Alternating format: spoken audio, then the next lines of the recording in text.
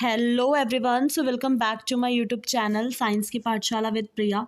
तो कैसे हैं आप सब? आई होप आप सब बहुत अच्छे होंगे, बहुत अच्छे से आप सबकी पढ़ाई भी चल रही होगी। तो आज हमें बेसिकली क्लास 8 का चैप्टर 11 शुरू करना है, जो आपका क्या है, chemical effects of electric current.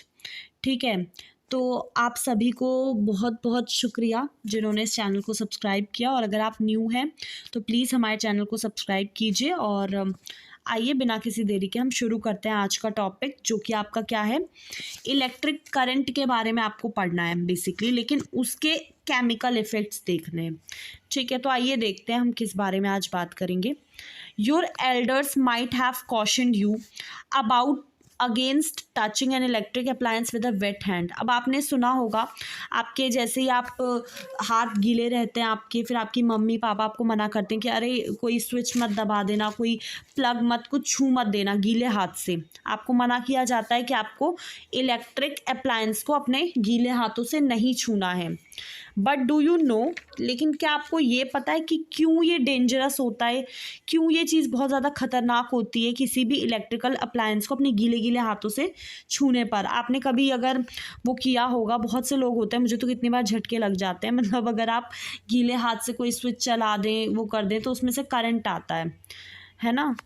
तो अब हमें यही पढ़ना है। वी हैव लर्नड अर्लियर, हमने पहले पढ़ रखा है मटेरियल के बारे में जो अलाउ करता है इलेक्ट्रिक करंट को पास होने के लिए। उन्हें हम क्या कहते हैं?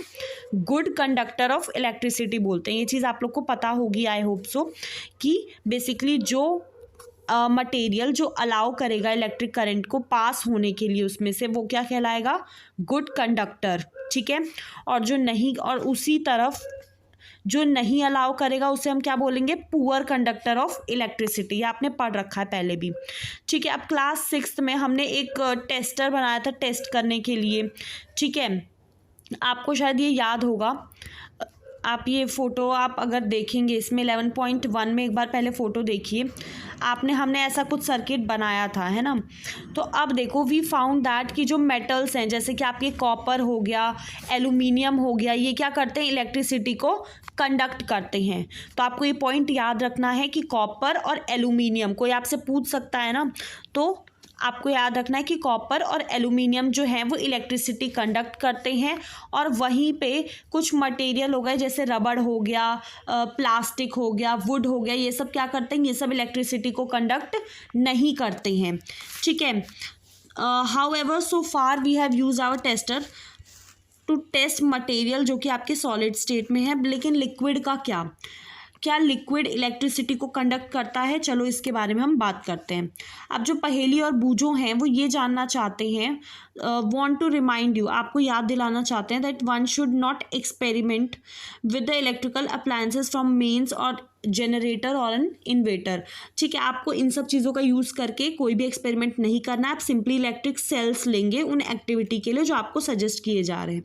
ठीक है, अब आ जाते हैं, क्या लिक्विड इलेक्ट्रिसिटी को कंडक्ट करता है या नहीं? आज का ये मेन टॉपिक आपका यही होगा।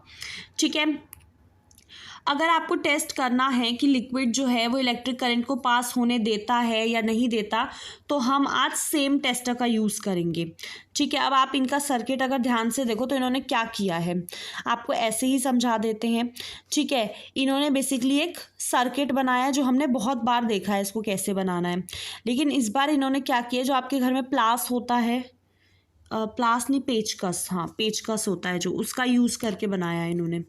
ठीक है, अब इसमें क्या करना है? Replace the cell by a battery also before using the tester को यूज़ करके ने से पहले आपको क्या करना है? टेस्ट करना है कि वो काम कर रहा है या नहीं कर रहा। ठीक है, तो अब एक बार इसको एक्टिविटी को यहाँ पे देख लेते हैं। अब आपको पहली एक्टिविटी में क्या करना है? Join the free end of a tester together for a movement. ठीक है, आपको क्या करना है? बेसिकली ये जो आपका पेचकस है, इसी को टेस्टर बोला है, इसका यूज़ करके आपको क्या करना है? बेसिकली जो फ्री एंड्स होते हैं टेस्टर के, उसको जॉइन करना है आपस में। ठीक है, आपको सर्किट कंप्लीट कर देना है, तो बल्ब को जलना चाहिए। हाउएवर अगर बल्ब नहीं जलता है इसका मतलब है कि आपका टेस्टर जो है वो काम नहीं कर रहा, ठीक है।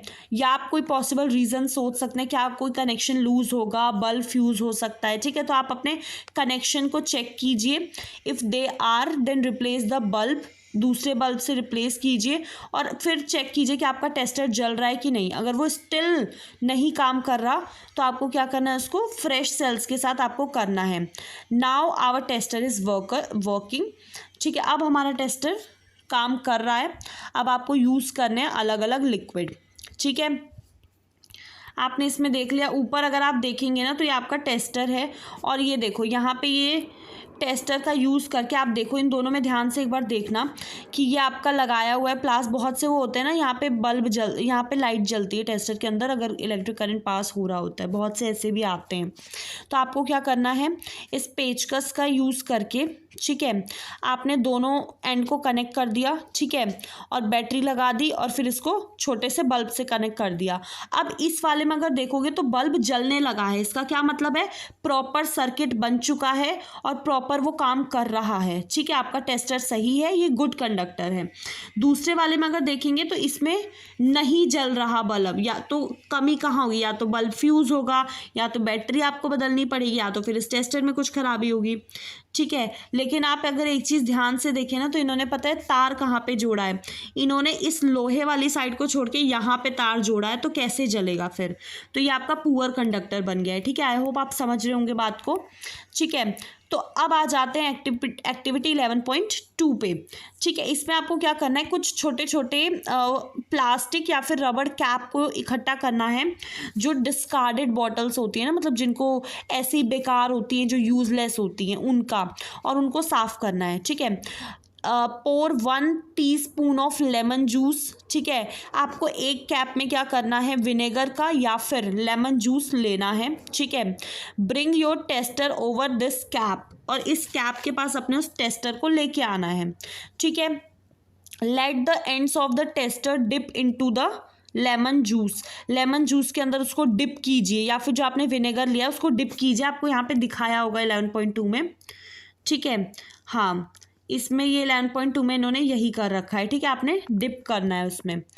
उसके बाद take care that the ends are not more than 1 centimetre apart, but at the same time वो एक दूसरे को टच ना कर रहे हो, आपको ये भी ध्यान रखना है, ठीक है, कि वो एक दूसरे को टच ना कर रहे हो, और 1 सेंटीमीटर थोड़े 1 सेंटीमीटर से ज़्यादा दूर भी नहीं होने चाहिए, और एक दूसरे को टच भी नहीं करने चाहिए, ठीक है। Does the bulb of the tester glow, अब जो बल्ब है क्या वो ग्लो कर रहा है, डज लेमन जूस और विनेगर क्या इलेक्ट्रिसिटी कंडक्ट करते हैं, और आप कैसे क्लासीफाई करेंगे लेमन जूस या फिर इसको कि गुड कंडक्टर है या पुअर कंडक्टर है। तो आपको क्या करना है, देखो जैसे आपने सर्किट बनाया है वही सर्किट इन्होंने बनाया है, बट इन्होंने क्या किया है कि जो आपका वो है क्या बोलते हैं उसको, जो टेस्टर है उसको डिप कर दिया है किसमें, लेमन में, या फिर लेमन या विनेगर आपने जो भी लिया उसमें डिप करके प्रॉपर कनेक्शन बनाया है, ठीक है। When the liquid between the two ends of the tester allow the electric current to pass, the circuit of the tester become complete. अगर देखो जो आपके जो दो एंड के बीच में जो लिक्विड है ना टेस्टर के, अगर वो अलाउ करेगा इलेक्ट्रिक करंट को पास होने के लिए, तो आपका सर्किट क्या हो जाएगा, कंप्लीट हो जाएगा, आपका बल्ब जो है वो ग्लो करने लगेगा, ठीक है। आपको इतना तो पता है ना कि बल्ब कैसे ग्लो करेगा, जो करंट पूरे उसमें फ्लो करेगा। अगर आप बीच में से कहीं से भी करंट का कनेक्शन कट कर देते हैं या ऑफ कर देते हैं तो वो नहीं ग्लो करेगा, है ना। तो जब लिक्विड अलाउ नहीं करेगा आपका इलेक्ट्रिक करंट को पास होने के लिए, तो वो क्या होगा, सर्किट आपका कंप्लीट नहीं होगा, बल्ब आपका नहीं जल पाएगा, ठीक है। यही चीज़ तो हम बहुत टाइम से पढ़ रहे हैं ना। तो कुछ सिचुएशन में क्या होता है, इवन थॉ ऐसा होता है कि लिक्विड कंडक्ट कर रहा है लेकिन बल्ब नहीं जलता। अब ऐसा कब हो सकता है, it may have happened in activity 11.2, what can be the reason क्या हो सकते हैं। अब देखो, डू यू रिमेंबर कि आपको ये याद है कि क्यों जो बल्ब है वो ग्लो करता है जब इलेक्ट्रिक करंट उससे पास होता है, due to the heating effect of the current, filament जो होता है बल्ब का वो हीट हो जाता है, टू अ हाई टेम्परेचर और वो जलना शुरू हो जाता है, ग्लो करने लगता है ना। हालांकि जब करंट सर्किट से बहुत कमज़ोर होगा ना तो फिलामेंट जो है वो गर्म नहीं हो पाएगा, वो हीट नहीं हो पाएगा, इतना हीट नहीं हो पाएगा कि वो ग्लो करे।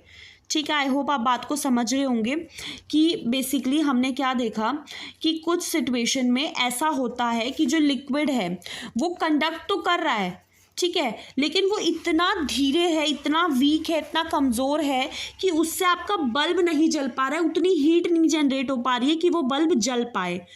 ठीक है, and why is the current in the circuit weak, और वो जो करंट फ्लो कर रहा है सर्किट में वो वीक क्यों है? वेल, थ्रो अ मटेरियल में conduct electricity, it may not conduct it as easily as a metal. ठीक है, कि हो सकता है कि इलेक्ट्रिसिटी कंडक्ट करे लेकिन वैसे नहीं कर पाएगा जैसे मेटल करता है, और जिसके परिणाम स्वरूप एज अ रिजल्ट जो सर्किट है टेस्टर का वो कंप्लीट तो है, may be complete, yet the current through it may be too weak. ठीक है, हो सकता है कि वो इतना वीक हो कि वो बल्ब को ग्लो ना करा पा रहा हो। ठीक है, can we make another tester जो आपका वीक करंट को डिटेक्ट कर पाए? ठीक है, तो इसके लिए हम क्या कर सकते हैं, we can use another effect of an electric current to make another kind of tester.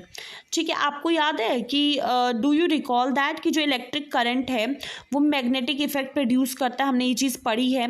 तो क्या होगा, एक कंपास नीडल को अगर हम पास रख देंगे जहाँ पे आपका तार में जो इलेक्ट्रिक करंट फ्लो हो रहा है वहाँ पे अगर रख देंगे, अगर आपका करंट थोड़ा सा भी होगा ना तो उसमें आप डिफ्लेक्शन देख पाओगे, मतलब वो उसकी जो नीडल्स होंगी मैग्नेटिक की वो इधर उधर मूव करेंगे तो आप डिफ्लेक्शन देख पाओगे। ठीक है, तो can we make a tester using, अब इसमें क्या करेंगे उसके बाद, मैग्नेटिक इफेक्ट ऑफ करंट उसका यूज़ करके टेस्टर बनाएंगे। ठीक है, अब ये देख लेते हैं, फिर हम कल ये वाली एक्टिविटी देखेंगे 11.3 वाली। ठीक है, अब यू में यूज़ एन एलईडी, आप एलईडी का भी यूज़ कर सकते हो। ठीक है, मतलब इलेक्ट्रिक बल्ब के उसमें आप एलईडी बल्ब का यूज़ कर सकते हो टेस्टर में, क्योंकि एलईडी जो होता है ना वो आपका अगर करंट वीक भी होगा ना मतलब तो भी वो जल जाएगा, जैसे ये होते हैं ना पतले पतले से। देर आर टू वायर्स जिन्हें हम लेड्स बोलते हैं अटैच टू एन एलईडी। ठीक है, एक लेड जो होता है वो स्लाइटली लॉन्गर होता है दूसरे वाले से। ठीक है, आप जैसे इन बल्बों में देख सकते हो, इनको क्या बोलते हैं, एलईडी, एलईडी नहीं लेड्स, सॉरी लेड्स। ठीक है, तो आपको याद रखना है कि जब आप इन्हें सर्किट से कनेक्ट करो तो जो बड़ा वाला एलईडी है ना, बड़ा वाला जो लेड है वो हमेशा आप पॉजिटिव टर्मिनल से कनेक्ट करेंगे और छोटे वाले को नेगेटिव से। ठीक है, मैं आपको एक बार दोबारा बता देती हूँ, अभी हमने ऊपर क्या पढ़ा, ये आपको छोटे छोटे लाल, हरा और पीला ये आपको दिख रहे होंगे, है ना। तो ये क्या है, ये एलईडी बल्ब है। अगर करंट वीक भी होता है ना तभी भी ये क्या होते हैं, जलते हैं। ठीक है, इसमें आपको दिख रहा होगा एक थोड़ा लंबा है एक थोड़ा छोटा है तार। तो इसमें क्या बताया है इन्होंने बोला है कि जो ये बड़ा वाला एंड है इसको हमेशा आप पॉजिटिव से कनेक्ट करेंगे और जो छोटा वाला है उसको आप हमेशा नेगेटिव से कनेक्ट करेंगे। ठीक है, आई होप ये क्लियर होगा। अगर आपको वीडियो पसंद आए तो प्लीज़ चैनल को सब्सक्राइब कीजिएगा फॉर मोर वीडियोज़। ठीक है, और अपना ध्यान रखिएगा, बहुत अच्छे से पढ़ाई कीजिएगा। Thank you so much.